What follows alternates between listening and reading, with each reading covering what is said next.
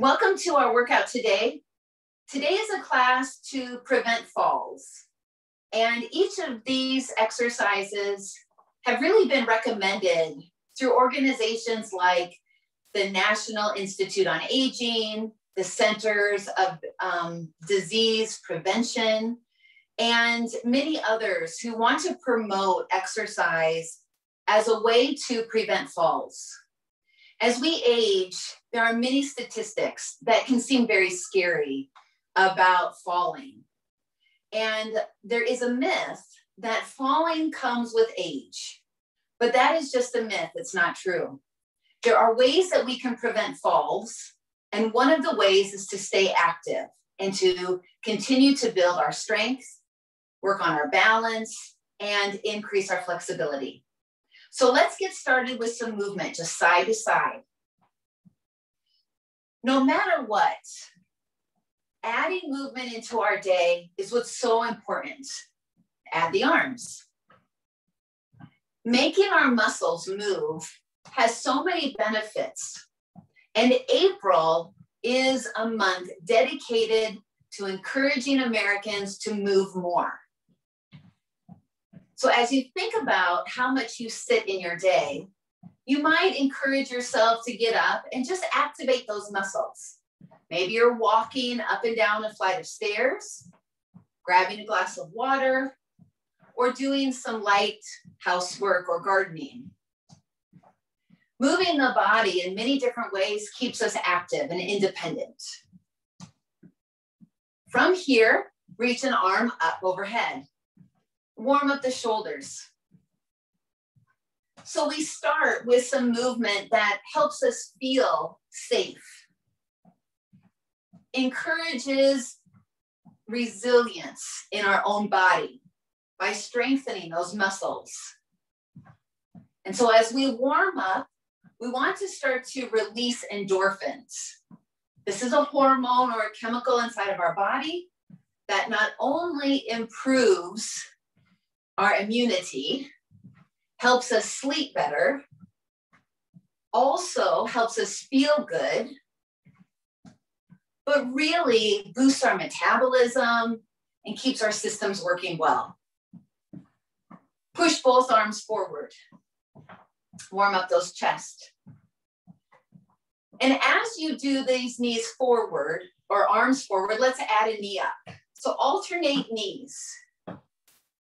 Standing up as tall as you can. Lift those knees as high as you can, and that's helping you to activate your lower abdominal muscles. Think about squeezing those shoulder blades on the back each time you pull the elbows back. That's it. Just a few more like this. And now tap the heel out in front of you. So tap the heel. And we're gonna alternate arms going overhead and arms pushing forward. So you'll go up and forward, up and forward. As we combine these moves in our body, it's also helping us activate our brain. So even if you lose your way, try again. We continue with some repetitions so our body can get into a rhythm. Once you've established a rhythm, you can work a little harder. Maybe you feel more comfortable making the movements bigger. Just a few more like this. Now we march in place. Walking outside is a great form of exercise. And the CDC recommends that we get 150 minutes of exercise in our week. Going for a walk or marching in place at home helps with that. Let's pump those arms and really get going. When we think of exercise, it doesn't have to be in big chunks of time. We can add 10 minutes here, 10 minutes there.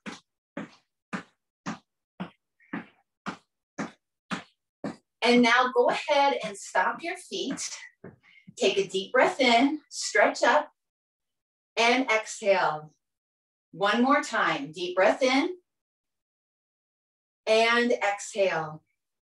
Roll your shoulders back. The first exercise we're going to do is we're going to focus on our upper body. You're wanting to grab a set of hand weights. We're going to move into rows and tricep extensions in our back. So as you grab a pair of weights, please go ahead, turn a little bit so you can bend your knees and let the weights come here in front of you. With your spine nice and long, exhale, pull the elbows back, and inhale, release. Continue with this 10 times. And you want to draw the weight back by the body, keeping the elbows in close. Notice when you pull back with the hands that the belly will want to relax. Resist and keep the abdominals supporting your back. This is helping you to stay strong in your lower back, preventing any pain. 2 more times. And then stand up, give your legs a little bit of a break. Take a deep breath in and out. The next exercise is a tricep extension. Step 1 foot forward, and whatever foot is forward, you're going to rest your hand weight on the leg. Pitch your shoulders forward again and let this arm release. Now, as you pull back, you hold the elbow up and we extend from the elbow 10 times. Kick the elbow and arm back and then bend. A common error is to use this arm and swing it back, to use the shoulder more. But I'm asking you to just move the forearm from the elbow. The shoulder stays in place. And this is how you can strengthen the back of your arm. It's very important to have these muscles strong because your arms are what sometimes help you get up out of a chair. Couple more. And now release that as we switch sides. So you'll want to switch arms. Begin in that row and then count 10 times to yourself, extending from the elbow. Now, when I think about doing this, I want my spine to be long so that there's no tension in my neck. Also, by pressing into my feet evenly, I'm letting myself feel grounded and safe so that I can focus on this exercise, strengthening the back of my arm. Couple more times. Nice job. We're going to put these weights down and grab a resistance band. There are many types. You can either use a tube or a flat band. And this is to strengthen our chest and our upper back again. So as you hold it about shoulder distance apart, we pull it apart and we bring it back together. Count 10 times to yourself. You exhale when you do the work. Inhale, back in. Exhale, pull apart.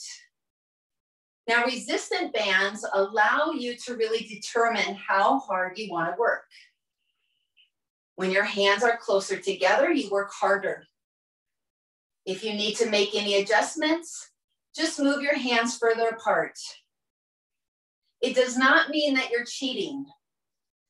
It's better to do exercises without pain than to force your body to move with pain. And, oh, I suppose you'd say you would advance your injury. So we don't want to advance our injury. A few more times like this. Try to unlock your knees and exhale, really squeeze those shoulders together and lower the band down. You notice that worked the shoulder while we were pulling apart. We're going to move into bicep curls now. So as you grab your weights again, you're going to place your weights by the side of your body, and we're going to do 2 arms at the same time. Exhale and rotate the hands towards the shoulders and inhale down. Go at a pace that feels good to you as you count 10 to yourself.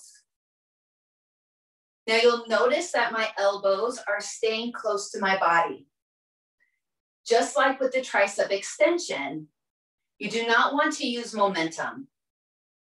Isolate the bicep muscles in the front of the upper arm and squeeze at the top so that you're exhaling when you lift and inhaling to lower. Don't forget to smile. Make sure you're still having fun. Please do 1 more. And then if you have lighter dumbbells, you might grab a lighter set or pair for your shoulders. Our shoulders are smaller than our bicep or our back muscles, and at times we need to adjust the amount of weight that we're doing. We're going to begin with front raises. Lift up to shoulder height and then back down. So you exhale. When you push forward and out, inhale to lower. Now, if you have a rotator cuff injury or one arm doesn't seem to go as high as the other, you can make a couple of choices. One would be to let go of the weight and still do the movement. Another option would be just to go as high as the body can without forcing it. Again, advancing an injury. So you want to work in your own range of motion. I've lost count, so I hope you're counting to yourself. And we're going to repeat 1 more exercise with these light weights, which is an overhead press. So as you set your stance with your knees bent, exhale and press right up overhead. Now, many times throughout life, we do experience some injuries, especially if we were very active in younger years. The shoulders tend to be an area that many people have injured. So as you press your arms overhead, the same cues or suggestions apply. You can do this without weights or only go as high as it feels comfortable. Working towards full range of motion as best as you can. Couple more. Okay. Release. We're going to move into the lower body now. As you set your equipment on the ground, I'd like you to find a chair, preferably one that does not roll.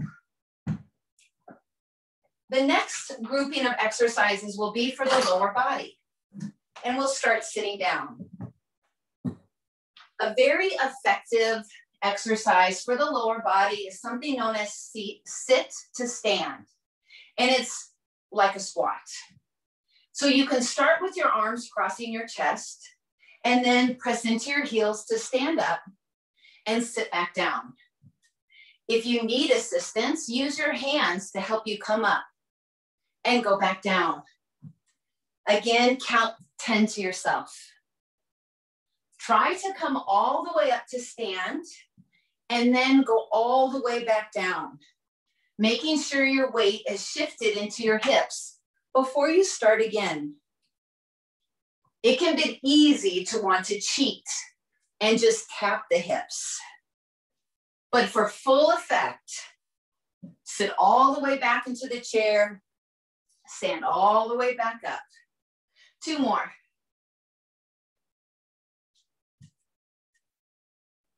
Nice job. Okay, stay standing.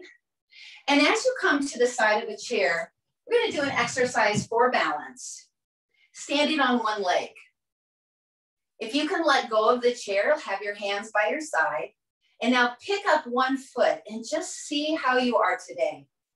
Engage those abdominal muscles, stand tall, and just practice balancing on one foot. Tap your toe down anytime you need to and start again. Those muscles are starting to work and activate. Okay, release the foot down. That was about 30 seconds, and we want to go to the other side. Statistically, we want to at least be able to stand on one leg for 6 seconds.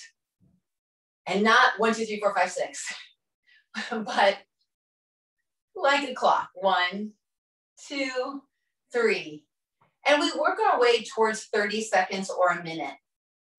That would be a goal that you could work towards achieving. And by doing that, hug everything to the midline of the body. And when you're ready, place your foot down again. Let's do one more set of sit to stand. And then we're going to move to the floor. Cross those arms once again and drive into your heels, stand up and go down.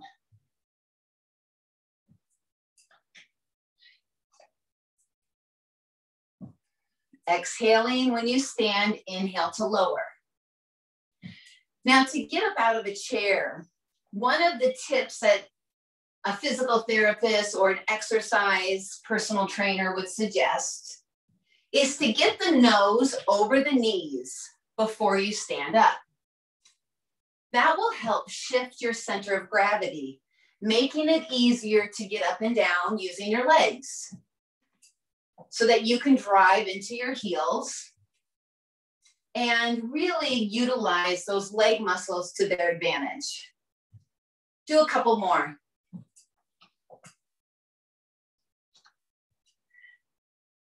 Nice job. We're going to move on to the floor and then end class today with some flexibility in the chair. When you come onto the floor, come to your hands and knees. I'm going to let my mat go out here, a little cushioning on this hardwood floor, and then move to my hands and knees. Now you can do this with the chair in tabletop. And this is going to be known as bird dog or spinal balance. Reach your left arm and your right leg out. Hug to the midline and pull in. Now alternate, switching sides. I'd like you to do a total of 5 each side. So this would be number 2. Slow and controlled as you try to lift your wrist and your heel to hip and shoulder height. The other thing to remember is that you want to pull towards the midline of the body while maintaining a sense of levelness in the shoulders and the hips. I know that it's easy to lean, but you're working on maintaining stability. This is a great exercise to work on your core strength. Now, as you come onto your back, we're going to do bridge or hip lifts. So coming onto the floor, your feet are hip distance apart. Drive into your feet and lift your hips up as high as you can. And now go back down. And continue with this as you exhale, hips up. Inhale, hips down.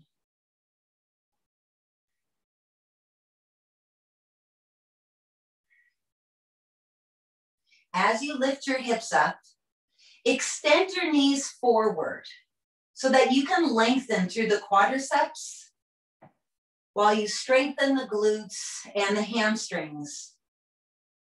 Look up towards the ceiling, keeping your neck in neutral. As you just repeat this movement 2 more times.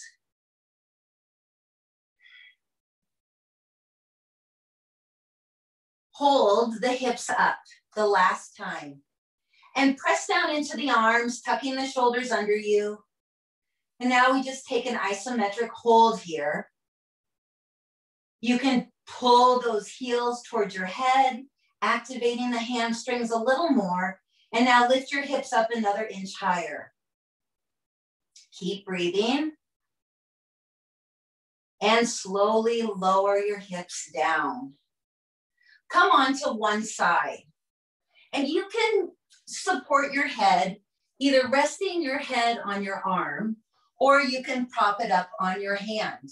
Up to you, what feels better. Now we're gonna take this outside leg and lift it up and just circle it 10 times in one direction.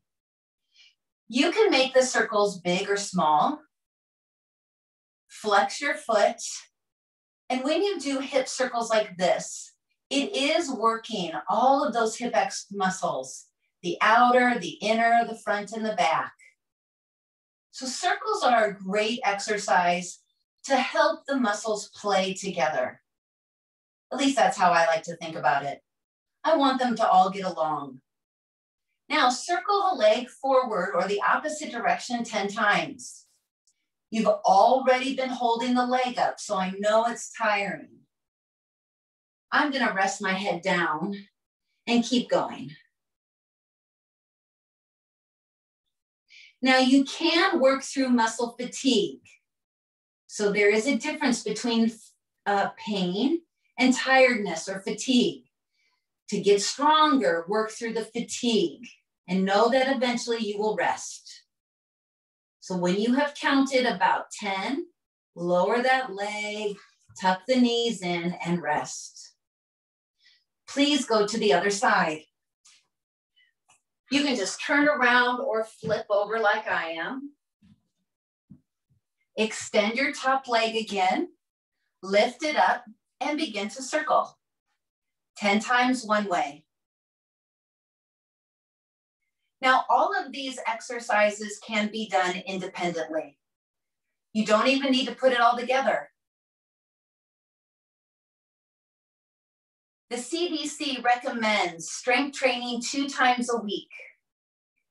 Reverse the direction when you've done 10 one way, and then go 10 the other. And what that means is any kind of resistance training. Maybe it is using your own body weight, lifting weights with hand weights or resistance bands. Anything to really challenge the muscles and to help them feel fatigued.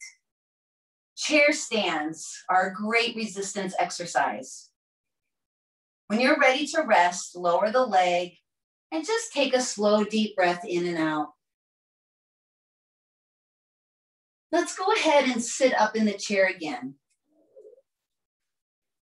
One of the tips to get up off the floor is to find a chair and to keep the head down so that when you bring your foot up, when your head is down, you shift the center of gravity and it makes it easier to stand up. So as you sit down in your chair again, let's do some stretches. Bringing your hands on your knees, we begin in cat-cow. Cat-cow is allowing the spine to move from flexion to extension. So you're going to inhale and lift the chest, look up. Exhale and round the spine, look down. Keep going about 3 more times. These stretches that I will share with you today are similar to what we would do in chair yoga. Yoga is recommended for fall prevention because it helps with balance and flexibility. Round the spine and hold the stretch. And then sit up tall. Bring your right arm overhead, and we want to stretch the side body. Reaching through the elbow and the wrist, we open up the side seam. Take a big deep breath into that right lung. See how far you can go leaning to the side, maybe even looking under the arm.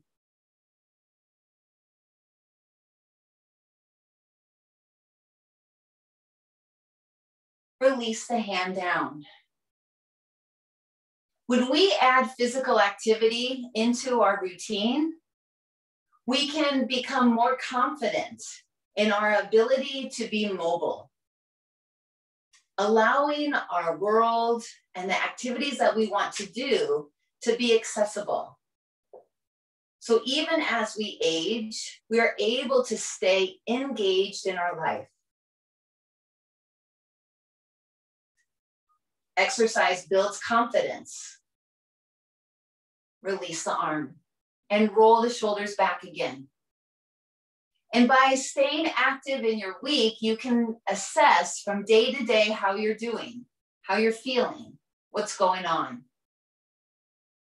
Let's go into a twist now to really stretch that spine. Bring your knees and feet together. Your left hand comes across to the knee, and you slowly turn to the right.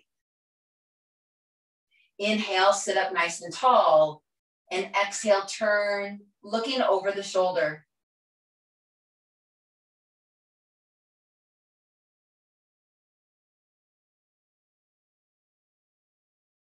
Squeeze those knees towards each other and go a little further. Slowly unwind and pause. When you're ready to go the other side, take your right knee across, deep breath in, exhale and twist. Each inhale allows you to sit up nice and tall. Exhaling invites you to turn into the twist. Relaxing your face and your jaw. And unwind. Hip mobility is so important for fall prevention. Take your right ankle over your left thigh. Holding on to the shin, sit up tall. And then as you are able, you can lean forward to open up those tight muscles in the hip. We need our hips to be strong, which is why we do exercises like the sit to stand to build strength in our glutes. But when our hips and back are very, very tight, it can pull our bones out of alignment, causing pain. So the more flexible we are in our body as well, with strength, allows our body to be mobile. Switch legs. And we just do the best that we can. Connecting to your breath brings an ease to the mind. As you slow down your breathing, the mind becomes calmer, more relaxed.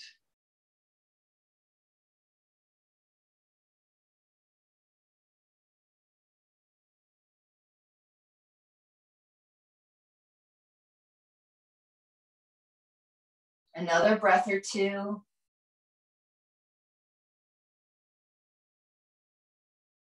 Slowly release out of that.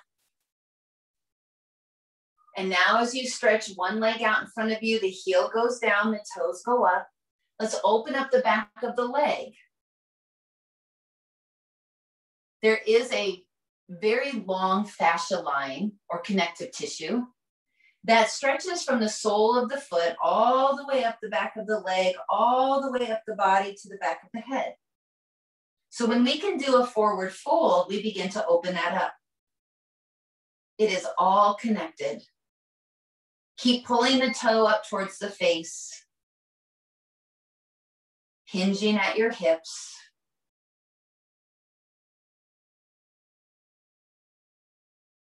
And sit up. Switch legs. Deep breath in, exhale and fold.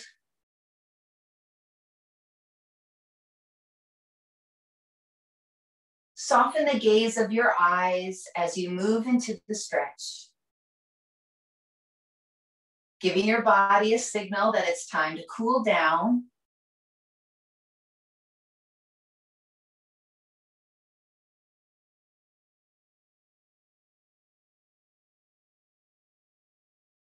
Inhale, come up. We'll end our practice today lifting our arms overhead, taking a deep breath in and exhaling all the way out. Please do this one more time. Deep breath in And this time, as you exhale, wrap your arms around you, give yourself a big hug, tuck your chin, release your arms. You did a great job committing to some exercise today. Thanks for coming.